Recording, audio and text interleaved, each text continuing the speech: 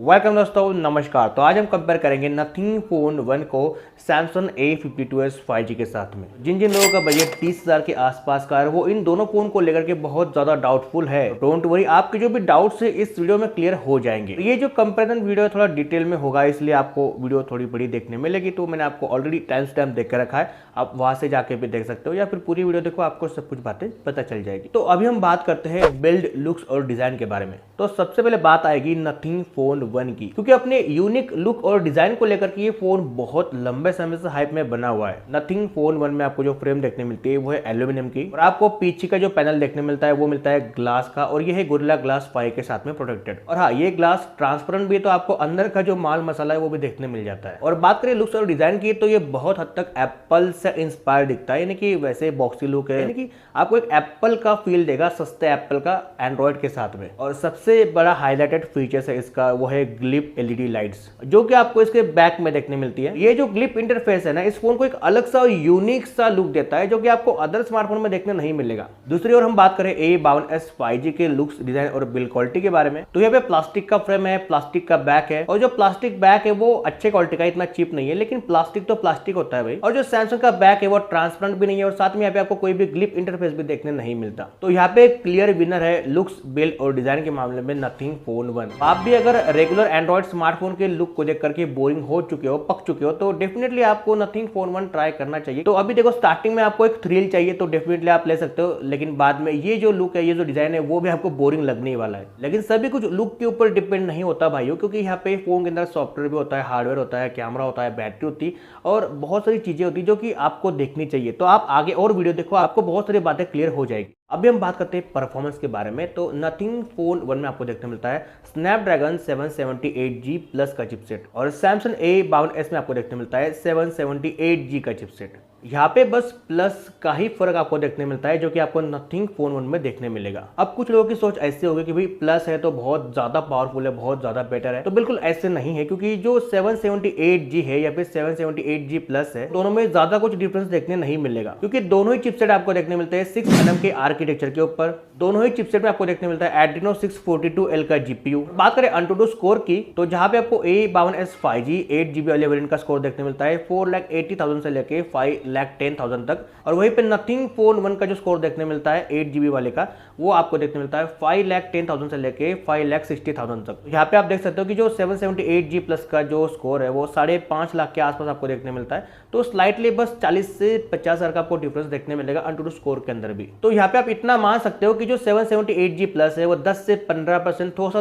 ज्यादा पावरफुल है, और आपको ये फील भी नहीं होगा, क्योंकि यहाँ पे इतना बड़ा फर्क नहीं है। तो आप अगर परफॉर्मेंस को लेकर के बहुत ज्यादा वरीड हो कि भाई 778G प्लस बेटर है या फिर 778G बेटर है, तो आप इन दोनों के बारे में बहुत ज्यादा मत सोचिए, क्योंकि यहाँ पे दोनों ही चिपसेट के साथ में आपको 19-20 का ही फर्क देखने मिलेगा। अगर हम बात करें दोनों ही चिपसेट की क्षमता के बारे में, तो दोनों ही चिपसेट बहुत ही कैपेबल है, और ऐसे में आप हेवी टास्क भी इजीली कर पाओगे। तो यहाँ पे नो डाउट की हार्डवेयर बहुत ही कैपेबल है दोनों ही स्मार्टफोन के अंदर, लेकिन बात करें सॉफ्टवेयर की, तो ये भी बहुत जरूरी होता है। तो किसी भी स्मार्टफोन का अगर सॉफ्टवेयर अच्छा होगा तो ही आपको हार्डवेयर के साथ में एक अच्छा परफॉर्मेंस मिल पाएगा, यानी कि वो सही से ऑप्टिमाइज होगा, तो आपको बेटर एक्सपीरियंस मिलेगा। बात करें नथिंग फोन 1 की, तो ये आपको मिलता है out of the box Android 12 के साथ में, और यहाँ पे आपको देखने मिलती है नथिंग OS। और जो नथिंग OS है, यहाँ पे आपको नियर बाय स्टॉक एंड्रॉइड का एक्सपीरियंस देखने मिलेगा। यहाँ पे आपको थोड़े बहुत कस्टमाइजेशन है, जैसे कि ग्लिप इंटरफेस वगैरह, आपको यहाँ पे ज्यादा कुछ कस्टमाइजेशन का मौका देखने नहीं मिलेगा। नथिंग फोन 1 में आपको स्टार्टिंग से कोई भी ब्लोटवेयर यानी कि प्री इंस्टॉल एप्लीकेशन देखने नहीं मिलते, ना ही इसमें आपको कोई भी एड्स देखने मिलती है। तो नथिंग ये कोशिश कर रहा है कि आपको एक क्लीन एक्सपीरियंस मिले यूआई के साथ में। और नथिंग ने ये भी क्लेम किया है कि इस फोन को 3 मेजर OS अपडेट देखने मिलेगी, यानी कि एंड्रॉइड 12 के साथ में फोन आया हुआ है, तो 13,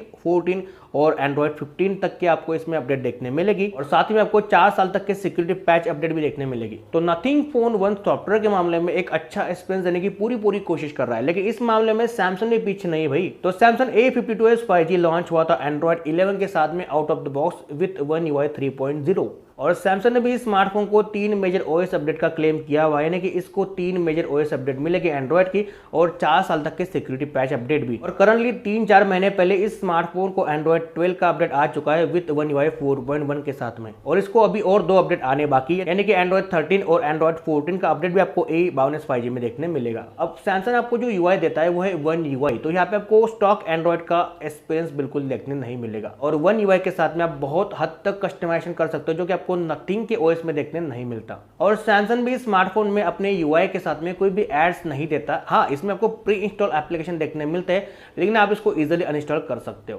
तो बात करें वन UI की, तो ये बहुत ज्यादा स्टेबल देखने मिलते हैं, आपको कम से कम बग्स भी देखने मिलते हैं, और हाँ, ये रेगुलर आपको अपडेट भी पुश करते रहते हैं। हर एक महीने में आपको सिक्योरिटी पैच का अपडेट देखने मिल जाता है, और सैमसंग जो है ना अपडेट भी बिल्कुल प्रॉम्प्ट पुश करता है, तो एक अच्छी बात भी है। पर्सनली जो मेरी फेवरेट UI है वो भी वन UI ही है, क्योंकि मुझे बहुत ज्यादा मजा आता है इसको यूज करने में, और बहुत ही जल्दी यानी कि इस साल के एंड तक आपको 5.0 का अपडेट भी देखने मिल जाएगा, यानी कि हर साल ये बहुत ज्यादा पॉलिश करते जा रहे हैं अपने वन UI को। साथ में आपको नॉक्स सिक्योरिटी भी यहाँ पे देखने मिल जाती है, जो कि एक हार्डवेयर और सॉफ्टवेयर का कॉम्बिनेशन है, तो ये कहीं ना कहीं आपको अदर स्मार्टफोन से एक सिक्योर फील देता है, और ये सिक्योर है भी। यहाँ पे अगर बात करें UI के बारे में, तो डेफिनेटली नथिंग फोन 1 के अंदर आपको जो UI देखने मिलती है, यानी कि नथिंग OS देखने मिलती है, वो नियर बाय स्टॉक एंड्रॉइड का आपको फील देगी, और यहाँ पे कोई ब्लोटवेयर्स नहीं है। लेकिन यहाँ पे बात क्या आती है कि अभी ये बिल्कुल नई नई कंपनी है, यहाँ पे ये कैसे अपडेट पुश करेगा, यानी कि 3 साल का अपडेट क्लेम तो दिया है, लेकिन कितने बग्स अपडेट के अंदर आते हैं, कैसे ये प्रॉम्प्ट तरीके से अपडेट देगा, तो ये स्टार्टिंग में एक बात जो है ना वो थोड़ी आपको समझनी होगी। तो अगर हम बात करें यहाँ पे UI के बारे में, नथिंग OS या फिर वन UI कौन सी बेटर रहेगी। अब देखो कि यहाँ पे जो कंपनी अपने UI के साथ में सही से हार्डवेयर को ऑप्टिमाइज करेगी, वही कंपनी एक अच्छा UI एक्सपीरियंस दे पाएगी। ओके, ये बात तो बिल्कुल क्लियर है। अब ऐसे में सभी पर्सपेक्टिव को देखो तो मेरे हिसाब से वन UI बहुत ज्यादा आगे, बहुत ज्यादा बेटर है, बहुत ज्यादा पॉलिश भी है। यहाँ पे इसका मतलब ये नहीं कि नथिंग OS बहुत ही घटिया फिर बकवास है, यहाँ पे ये भी बहुत अच्छे फीचर्स प्रोवाइड कर रही है, लेकिन यहाँ पे इनको स्टेबल होने में थोड़ा वक्त लगेगा। तो यहाँ पे स्टार्टिंग में कुछ हद तक सैमसंग अभी बेटर लग रही है। अब बात करते हैं डिस्प्ले की, तो यहाँ पे आपको कुछ ज्यादा कंफ्यूज नहीं होना है। नथिंग फोन 1 का जो डिस्प्ले है वो फ्लेक्सिबल OLED यानी कि फ्लेक्सिबल एमोलेड पैनल है, और यहाँ पे ये फ्लैट आपको देखने मिलता है। यहाँ पे आपको कोई भी 2.5D कर्व ग्लास नहीं है। ओके, और यहाँ पे आपको जो बेजल्स है वो सिमेट्रिकल यानी कि बिल्कुल समान, ऊपर नीचे आजू बाजू में आपको बिल्कुल समान बेजल्स देखने मिलते हैं। ये बहुत छोटे नहीं है, आपको ये बड़े साइज के देखने मिलते हैं, लेकिन ये सिमेट्रिकल है, आप इतना समझ सकते हो। डिस्प्ले की साइज है 6.5 इंच, और ये फुल HD+ का एक सुपर एमोलेड यानी कि OLED पैनल है। यहाँ पे आपको 240 हर्ट्ज का टच सैंपल रेट और 120 हर्ट्ज का रिफ्रेश रेट देखने मिलता है। इसमें आपको गोरिल्ला ग्लास 5 का मिल जाता है प्रोटेक्शन, और 1200 निट्स तक की इसकी जो है पीक ब्राइटनेस जाती है। और यहाँ पे जो पंच होल आपको टॉप लेफ्ट कॉर्नर पे देखने मिल जाता है, और ये जो पैनल है वो HDR10 को भी सपोर्ट करता है। कुछ ऐसे स्पेक्स आपको A52s 5G के डिस्प्ले में देखने मिलते हैं, लेकिन यहाँ पे इसका जो डिस्प्ले है वो फ्लैट नहीं है, वो आपको 2.5D कर्व के साथ देखने मिलेगा। और यहाँ पे जो बेजल्स है वो सिमेट्रिकल नहीं है, लेकिन एकदम ज़्यादा भी नहीं है। आप देखो तो ऊपर नीचे यानी कि आप नीचे थोड़ी ज़्यादा चिन्ह है, लेकिन साइड और ऊपर बाजू आपको थोड़ी कम चिन्ह देखने मिलती है। इतना ज़्यादा आपको फर्क देखने नहीं मिलता। यहाँ पे भी 120 हर्ट्ज का रिफ्रेश रेट है, 240 हर्ट्ज का टच सैंपलिंग रेट है, गोरिल्ला ग्लास 5 का आपको मिल जाता है प्रोटेक्शन। यहाँ पे भी आपको पंच होल देखने मिलता है, लेकिन ये मिडल में है। और इस फोन की जो पीक ब्राइटनेस है वो 800 निट्स की आपको देखने मिलती है। दोनों ही फोन में आपको optical in display biometric sensor देखने मिलता है। ये बात मैंने इसलिए क्लियर कर दी क्योंकि नथिंग फोन 1 जब लॉन्च हो रहा था तो यहाँ पे बहुत सारी हाइप ये थी कि इसमें आपको अल्ट्रासोनिक सेंसर मिलने वाला इन डिस्प्ले वाला, लेकिन आपको ऑप्टिकली मिलता है। और एक बात और, अगर बात करें नथिंग फोन 1 के पीक ब्राइटनेस की यानी आउटडोर विजिबिलिटी की, तो मैंने बहुत सारे वीडियोस भी वॉच किए जहाँ पे इसको कंपेयर किया था। तो इसमें A52s 5G या फिर iQOO Neo 6 भी था। तो ऐसे में जो नथिंग फोन 1 था वो आउटडोर में थोड़ा सा डल था, यानी कि वो इतना ब्राइट नहीं था कंपेयर टू अदर स्मार्टफोन। तो नथिंग फोन 1 का डिस्प्ले थोड़ा और ब्राइट होता तो बेटर होता, क्योंकि यहाँ पे ऑन पेपर इसकी ब्राइटनेस 1200 निट्स की बताइए। और एक जरूरी बात बोलना भूल गया कि नथिंग फोन 1 के डिस्प्ले में किसी को ग्रीन टिंट का इशू देखने मिल रहा है। तो ये हो सकता है कि अपडेट के साथ में क्लियर हो जाए, या फिर हो सकता है डिस्प्ले का भी इशू होगा। तो अगर आप खरीदने की सोच रहे हो तो सबसे पहले खरीदने के बाद में ये चेक करो कि क्या डिस्प्ले में कोई इशू है या नहीं। अगर होगा तो आपको 7 दिन की जो पॉलिसी मिलती है उसमें आप रिटर्न कर सकते हो, ताकि आपका जो पैसा है वो वेस्ट ना जाए। अब यहाँ पे अगर आप सोच रहे हो कि कौन सा डिस्प्ले बेटर रहेगा, तो ज़्यादा आपको कंफ्यूज नहीं होना है। आपको 19-20 का फर्क देखने मिलेगा। दोनों ही स्मार्टफोन की जो डिस्प्ले क्वालिटी आपको अच्छी देखने मिलेगी। आप जो भी वीडियोज़ देखोगे या फिर आप गेमिंग करोगे, आपको जो वीडियो एक्सपीरियंस है वो कमाल का ही देखने मिलेगा। नो डाउट दोनों डिस्प्ले आपको इस रेंज में बेस्ट आउटपुट प्रोवाइड करेंगे। अब बात करते हैं कैमरा की। तो नथिंग फोन 1 में आपको कोई भी गिमिक वाला कैमरा नहीं है, यानी कि डेप्थ और माइक्रो कैमरा आपको देखने नहीं मिलता। आपको दो ही कैमरा देखने मिलता है। एक मेन कैमरा है 50 मेगापिक्सल का सोनी IMX766 सेंसर के साथ में, और जो अल्ट्रा वाइड कैमरा है वो भी आपको 50 MP का ही देखने मिलता है। यहाँ पे आपको मिलता है सैमसंग Gen 1 का सेंसर। नथिंग फोन का सेल्फी कैमरा 16 मेगापिक्सल का है। यहाँ पे जो सेंसर है वो है सोनी IMX471। और दूसरी ओर बात करें A52s के कैमरास की, तो यहाँ पे आपको क्वाड कैमरा का सेटअप देखने मिलता है। मेन जो कैमरा है वो है 64 MP का प्राइमरी कैमरा। यहाँ पे आपको सेंसर देखने मिलता है सोनी IMX682 का। यहाँ पे आपको रियर में 12 का अल्ट्रा वाइड कैमरा है, 5 का डेप्थ और 5 का माइक्रो कैमरा है, और सेल्फी कैमरा आपको देखने मिलता है 32 मेगापिक्सल का। अब यहाँ पे अच्छी बात क्या है कि यहाँ पे दोनों स्मार्टफोन के मेन कैमरा में आपको OIS का सपोर्ट देखने मिलता है। और जो नथिंग फोन 1 है उसका जो अल्ट्रा वाइड कैमरा है आप उससे सही माइक्रो शॉट्स भी ले सकते हो। नथिंग फोन 1 के रियर कैमरा से आप जो है 4K 30 FPS में वीडियो रिकॉर्डिंग कर सकते हो, लेकिन आपको नथिंग फोन 1 के सेल्फी कैमरा से 4K 30 FPS में, यानी कि 4K में रिकॉर्डिंग करने का कोई भी ऑप्शन देखने नहीं मिलता। आप यहाँ पे बस 1080p की वीडियो रिकॉर्डिंग कर सकते हो सेल्फी कैमरा में। और बात करें A52s 5G की, तो आप इसके रियर और फ्रंट दोनों ही कैमरा से 4K 30 FPS में वीडियो रिकॉर्ड कर सकते हो। दोनों ही स्मार्टफोन के कैमराज में आपको पोर्ट्रेट फोटोग्राफी नहीं बोल रहा हूँ, वीडियोग्राफी, यानी कि बैकग्राउंड जो ब्लर करता है वीडियो के अंदर, तो आपको वो ऑप्शन दोनों ही स्मार्टफोन के कैमराज में देखने नहीं मिलता। और हाँ, अगर आप वीडियो रिकॉर्ड कर रहे हो तो मुझे सबसे अच्छा फीचर्स क्या लगता है, अक्सर ये बहुत सारी कंपनियां इन फीचर्स को नहीं देती, लेकिन सैमसंग है जो कि देता है। तो आप अगर वीडियो रिकॉर्ड कर रहे हो तो आप जो है वो इजीली अल्ट्रा वाइड के ऊपर भी स्विच कर सकते हो, आपका वीडियो पॉज नहीं होगा। और आप यहाँ पे रियर कैमरा से फ्रंट कैमरा के ऊपर भी वीडियो रिकॉर्ड करते टाइम स्विच कर सकते हो, और ये बहुत ही पसंदीदा फेवरेट फीचर्स है मेरा। तो अभी आप जानना चाहते होंगे कि भाई कौन सा कैमरा आपके लिए बेटर रहेगा, नथिंग फोन 1 का या फिर A52s 5G का। तो मेरे पास में सैमसंग A52s 5G अवेलेबल है। मैंने इससे बहुत सारे फोटो सैंपल ली हुई है, वीडियो रिकॉर्ड की है, तो मुझे इसका जो है आउटपुट मालूम है। लेकिन बात करें नथिंग फोन 1 की, तो ये फोन मेरे पास नहीं है। लेकिन जो मेरे यूट्यूबर फ्रेंड्स हैं उन लोगों ने नथिंग फोन 1 को ऑर्डर किया था, उसको टेस्टिंग किया, कैमरा भी टेस्ट किया, तो उनसे मैंने जानकारी ली, तो मुझे पता चला कि भाई जो नथिंग फोन 1 है इसमें जो फीचर्स है वो आपको सैमसंग के इतने नहीं मिलते। जैसे कि कैमरा में आपको जो स्विचिंग का फीचर्स मिलता है आपको नथिंग में नहीं देखने मिलता। नथिंग फोन का सेल्फी कैमरा है उसका जो आउटपुट है वो इतना बेटर नहीं है। यहाँ पे सैमसंग का जो 32 MP का कैमरा है वो ज़्यादा अच्छा परफॉर्म करता है। तो सेल्फी कैमरा की अगर बात करें तो यहाँ पे सैमसंग का कैमरा आपको बेटर परफॉर्मेंस देगा। और दोनों स्मार्टफोन के रियर कैमरास की अगर बात करें तो यहाँ पे अलग अलग सिनेरियो के अंदर आपको अलग अलग आउटपुट देखने में मिलता है। लेकिन जो अल्ट्रा वाइड सेंसर है वो आपको सैमसंग का थोड़ा सा बेटर देखने मिलता है कंपेयर टू नथिंग फोन 1। और जो स्टेबलाइजेशन है या फिर पोर्ट्रेट फोटोग्राफी है या फिर डायनेमिक रेंज वगैरह, यहाँ पे दोनों ही स्मार्टफोन का कैमरा आपको अच्छा आउटपुट दे देते हैं। लेकिन आपको इसके लिए एक पर्सनली डेडिकेटेड वीडियो देखना पड़ेगा जो कि कैमरा कंपैरिजन का होगा। तो आपको यूट्यूब पे बहुत सारे वीडियोस मिल जाएंगे, आप उनको देखिए और फिर आप डिसाइड करो कि भाई आपके लिए कौन सा कैमरा बेटर रहेगा। ओके, जो कुछ बातें मुझे बताती मैंने आपको शेयर कर दी, लेकिन आपको डिटेल में जानना है तो आप किसी और का वीडियो देख सकते हो, या फिर आप गूगल पे सर्च करो नथिंग फोन 1 कैमरा सैंपल्स, तो आपको वहाँ पे भी ओरिजिनल क्वालिटी के कैमरा सैंपल्स देखने मिल जाएंगे नथिंग फोन 1 या फिर A52s 5G के। तो आप वहाँ से भी कंपेयर करके स्मार्टफोन को बाय कर सकते हो अपने हिसाब से। अब बात करते हैं बैटरी की और चार्जर वगैरह की। तो देखो भाई कि बैटरी आपको दोनों ही स्मार्टफोन में बिल्कुल सेम टू सेम देखने मिलती है, सेम कैपेसिटी की है।